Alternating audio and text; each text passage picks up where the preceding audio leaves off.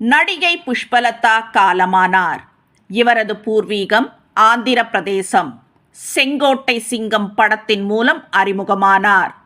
தொடர்ந்து யாருக்கு சொந்தம், நானும் ஒரு பெண், சிம்லா ஸ்பெஷல், கற்பூரம், பார்மகளே பார், அம்மாவும் நீயே அப்பாவும் நீயே, புதுவெள்ளம், சாரதா, ஜீவனாம்சம், தரிசனம், தாயே உனக்காக போன்ற 100க்கும் மேற்பட்ட படங்களில் கதாநாயகியாகவும் குணச்சித்திர பாத்திரங்களிலும் நடித்துள்ளார்.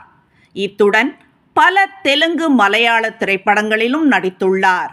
நானும் ஒரு பெண் படத்தில் ஏவிஎம் ராஜனுடன் இணைந்து நடித்தபோது இருவரும் காதலித்து திருமணமும் செய்து கொண்டார்கள்.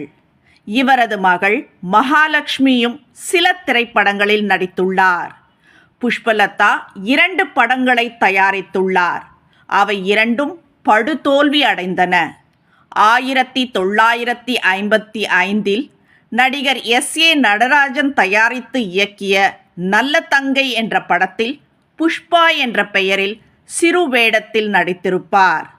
இவர் நடித்த மேலும் சில படங்கள் முத்தான முத்தல்லவோ, கந்தர் அலங்காரம், ஏழை பங்காளன், செங்கமலத்தீவு, அன்னப்பறவை, நாடகமே உலகம், சிட்டுக்குருவி, பட்டாக்கத்தி பைரவன், இரத்த பாசம், பணமா பாசமா, நினைவுகள், வானம்பாடி, ஊருக்கு உபதேசம், பணம் பந்தியிலே. ஆழ்ந்த இரங்கல்கள்.